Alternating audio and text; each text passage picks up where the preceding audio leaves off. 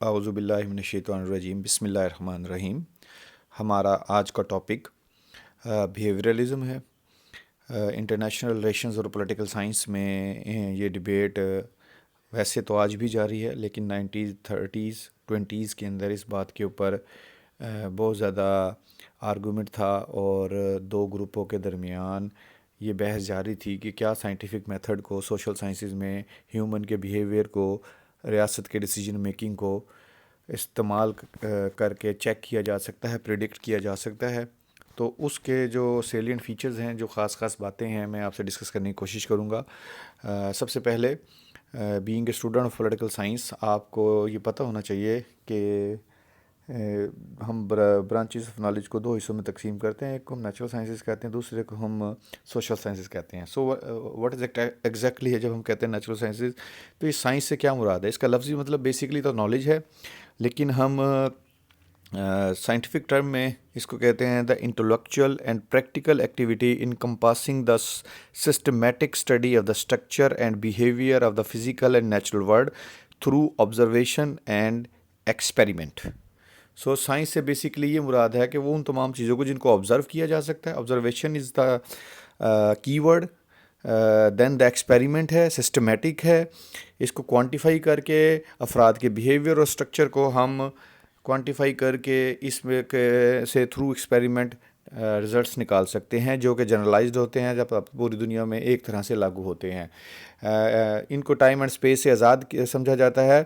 سو مثال کے طور پہ اگر ہم H2O کہتے ہیں کہ H2O کو ملائیں تو پانی میں بن جائے گا، اٹ از یونیورسلی ایکسیپٹیڈ۔ یہ امریکہ میں تجربہ کیا جائے تب بھی یہی ہوگا، پاکستان میں کیا جائے تب بھی یہی ہوگا۔ یہ ٹائم کی قید سے بھی آزاد ہے، آپ دن میں کریں یا رات میں کریں، آؤٹر اسپیس میں کریں، انر اسپیس میں کریں، تمام جگہ پر ایک ہی رزلٹ آئے گا۔ سو بیسیکلی سائنٹیفک میتھڈ کیا کہتا ہے؟ سائنٹیفک میتھڈ کہتا ہے کہ ان چیزوں کو جن کو آبزرو کیا جا سکتا ہے، یعنی دیکھا جا سکتا ہے، ان کو ایک سسٹمیٹک وے میں کوانٹیفائی یعنی گنتی کر کے ان کے اوپر مختلف تجربات کر کے ایک جرنلائزڈ رزلٹ نکالا جاتا ہے، جس کو پھر وہ لا کی شکل میں پوری دنیا پہ امپلیمنٹ کرتے ہیں۔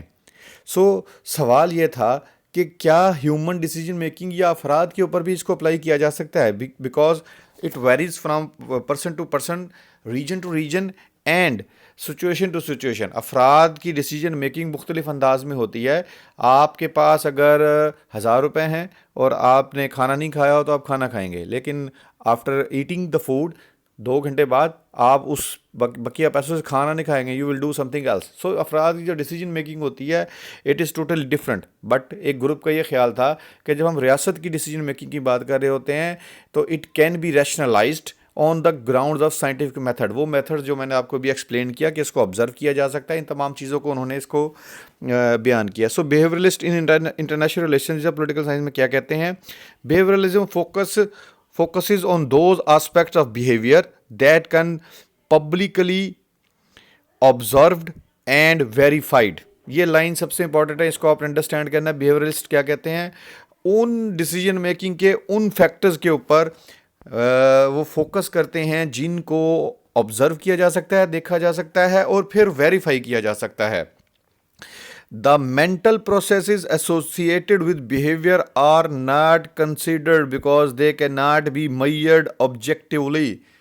جو مینٹل پروسیس ہوتا ہے جس کی بنیاد پہ افراد کو ڈیسیجن لیتے ہیں اور پھر ایک خاص وے میں بیہیو کرتے ہیں، اس کو اس کے اندر کنسیڈر نہیں کیا جا سکتا، کیونکہ اس کو دیکھا نہیں جا سکتا، اس کی آبجیکٹیوٹی کو چیک نہیں کیا جا سکتا۔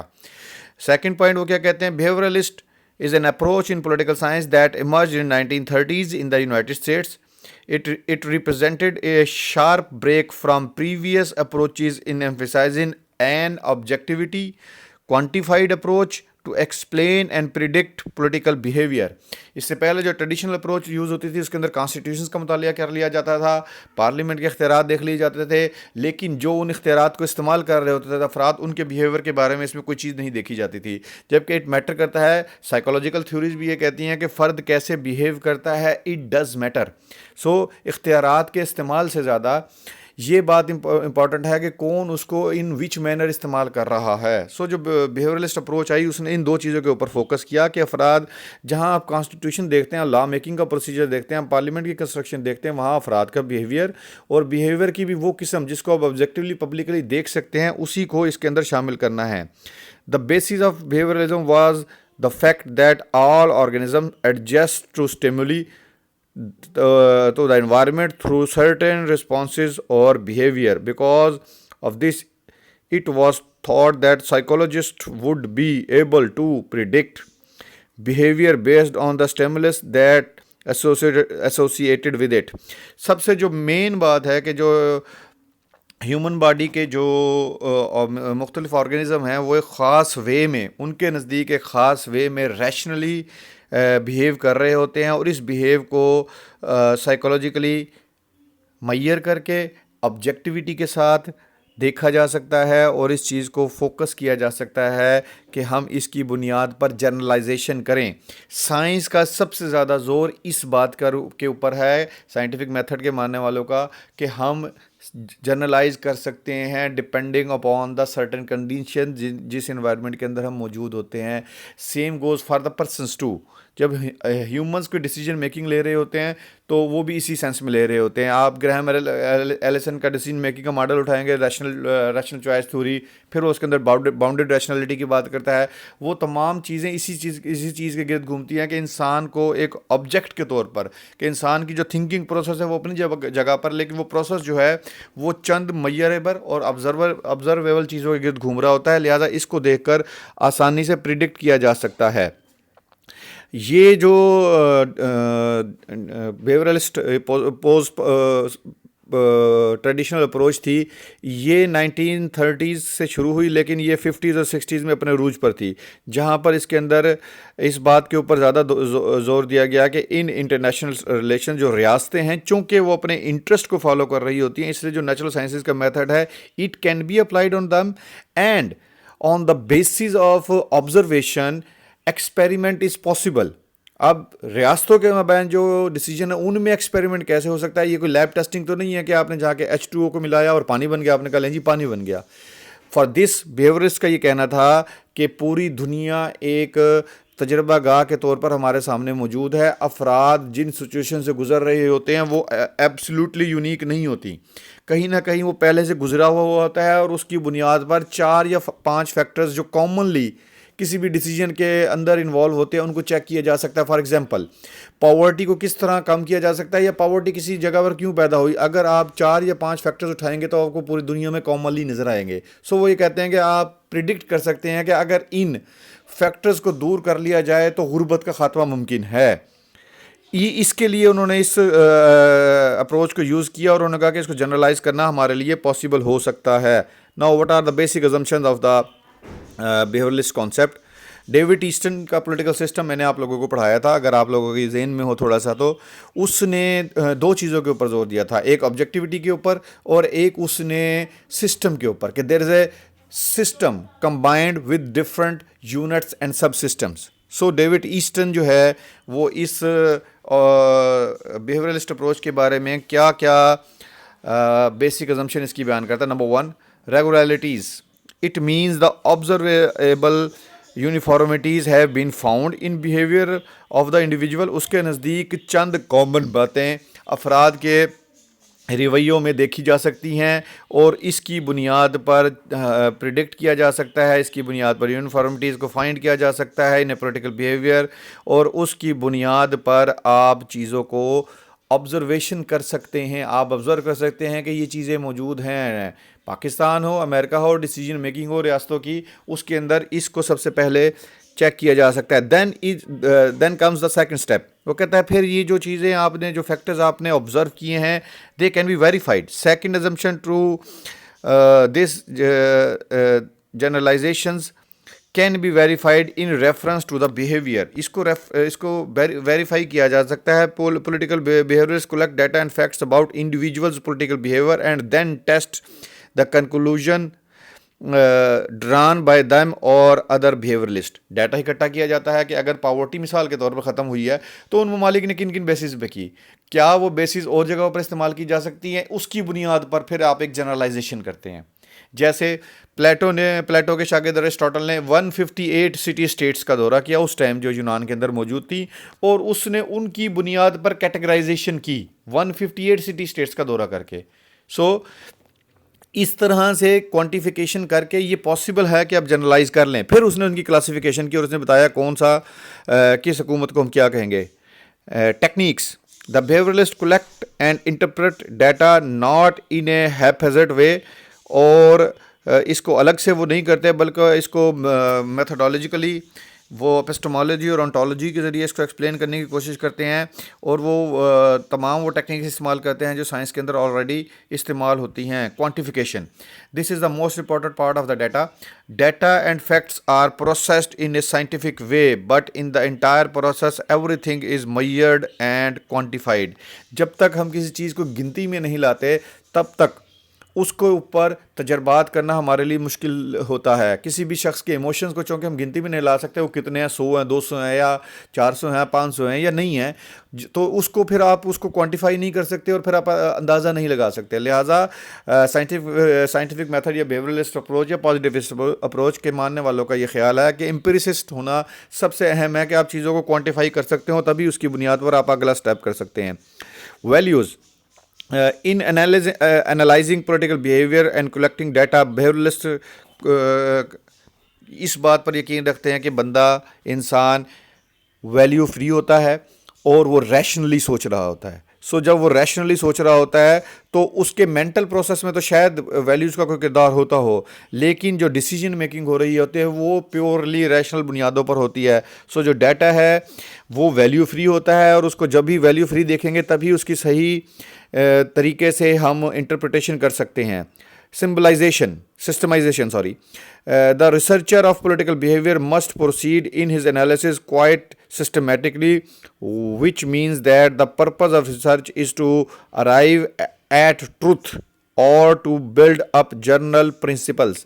سب سے اہم بات یہ ہے کہ چونکہ ہم نے ٹروتھ کو فائنڈ کرنا ہے تو اس کے لیے ایک سسٹم بنانا پڑے گا، اسٹیپس طے کرنے پڑیں گے، کون سا کام کس ٹائم پہ کیا جائے گا، پہلا اسٹیپ کیا ہوگا، دوسرا کیا ہوگا، اور how can we reach to a certain result, یا ہم سچ کو سامنے لا سکتے ہوں. یہ جو پولیٹیکل سائنس ہوتی ہے یا افراد سے ریلیٹڈ جتنے بھی سبجیکٹ ہیں، اکنامکس ہو، سوشیالوجی ہو، اس کے اندر چونکہ different point of view exist کر سکتے ہیں، لہٰذا یہ ضروری ہوتی ہے کہ ایک سسٹمائزیشن کیا جائے، ایک طریقہ کار بنایا جائے جو اس مقصد کے لیے ہم جب چیزوں کو ایک مینر میں لائیں گے تو یہ ہمارے لیے آسان ہو جائے گی. مثال کے طور پر آپ کے سامنے پانی کا گلاس پڑا ہوا ہے جو آدھا بھرا ہوا ہے. اب اس کو دونوں طریقوں سے انٹرپریٹ کیا جا سکتا ہے اور کوئی بھی طریقہ غلط نہیں ہوگا. اگر ایک شخص کہتا ہے پانی کا گلاس آدھا خالی ہے، وہ بھی ٹھیک کہہ رہا ہے، دوسرا کہتا ہے پانی کا گلاس آدھا بھرا ہوا ہے، وہ بھی ٹھیک کہہ رہا ہے. سو یہ ضروری ہے کہ ایک سسٹمائزیشن میں لائیں اور پھر ہی ہم جا کر اس کو اچھے طریقے سے انٹرپریٹ کرنے کی پوزیشن میں ہوں گے، because it is not the pure sciences, it is the human behaviour which we are talking about. Last ہے اس کا پیور سائنسز. اچھا، جو پیور سائنسز کے اندر میتھڈ یوز ہوتے ہیں وہ میں نے اوپر آپ کو گنوائے. ان تمام کو ہم اسی طریقے سے اپلائی کر سکتے ہیں. جرنل پرنسپلس کی بنیاد پر ہم پریڈکٹ کر سکتے ہیں، ہم ایکسپیریمنٹ کر سکتے ہیں، ہم ویلیڈیٹ کر سکتے ہیں، اور اس ویلیڈیشن کی بنیاد پر پھر ہم جرنلائزیشن کر سکتے ہیں. سو وہ جو جرنلائزیشن ہے، this is the most important part of the study, کہ ہم نے اس ٹروتھ کو فائنڈ کرنا ہے اور پھر اسے اپلائی کر کے دیکھنا ہے کہ کیا وہ پوری دنیا میں اپلائی ہوتا ہے. جب وہ اپلائی ہو جاتا ہے تو وہ لا کی شکل اختیار کر لیتا ہے. اسی لیے جو نیچرل سائنسز کے ہیں ان کو لا کہا جاتا ہے. لا آف نیوٹن کے لا بیان کیے جاتے ہیں، لا آف گریویٹی اس کو، کیونکہ وہ پوری دنیا میں ٹائم اینڈ اسپیس سے آزاد ہیں. اچھا، کرٹیسزم، جہاں پر اس کے اوپر بہت ساری اس کی تعریفیں کی گئی، وہاں پر اس کے جو کرٹکس تھے یا جو اپوزنگ گروپ تھا انہوں نے اس کے اوپر خاصی تنقید کی. انہوں نے کچھ کا یہ کہنا تھا کہ facts in international relations are socially and historically constructed and product partly determined by the human actions and ideas and therefore cannot confirm or falsify. بہت ساری چیزیں ہمیں ہسٹوریکلی ملتی ہیں جن کو اب آپ ایز سچ یہاں بیٹھ کر ویریفائی نہیں کر سکتے کہ کیا جو اس ٹائم کہا گیا تھا یا کیا گیا تھا وہ اسی طرح ہوا تھا یا سوشلی کنسٹرکٹیڈ ہے. مثال کے طور پر یہاں میں ایک چھوٹی سی مثال دوں. آپ پاکستان میں بیٹھ کر کہتے ہیں کہ میں شراب پیتا ہوں تو لوگ آپ کو برا سمجھیں گے. آپ یورپ میں یہی مثال دیں گے تو کوئی نارمل بات ہے وہاں لوگوں کے لیے. سو فیکٹس جو ہیں یا جو ہیومن بیہیویئر ہے it depends on the social condition in which they are living. So یہ پاسبل نہیں ہے کہ آپ اسے پوری دنیا کے لیے فلسفائی اور جنرلائز کر لیں. سوشلی کنسٹرکٹیڈ ہے اس لیے اس مخصوص سوسائٹی کے لیے تو شاید وہ ایکسیپٹیبل یا ان ایکسیپٹیبل ہو, لیکن دیگر سوسائٹیز اپنی سوسائٹیکل نارمس کی بنیاد پہ اس کو چیک کریں گی اور پھر اس کے بعد اس کو صحیح یا درست غلط تسلیم کریں گی. In this context facts have to be interpreted. We have to determine what is count as relevant fact in the light of concept of we use. جب سائنٹیفک میتھڈ والے یہ کہتے ہیں کہ کسی بھی چیز کو کاؤنٹ کیا جانا ہے یا ایک چیز آبزرویبل ہے اور ایک چیز نان آبزرویبل ہے, تو ایک چیز ویلیو ہے اور ایک چیز فیکٹ ہے, اس کو کون کرے گا؟ فرد کریں گے. فرد کی سوشلائزیشن کہاں سے ہوتی ہے, ان کی تعلیم کہاں سے ہوتی ہے, ان کی تربیت کہاں سے ہوتی ہے, in a particular society in which they are living in.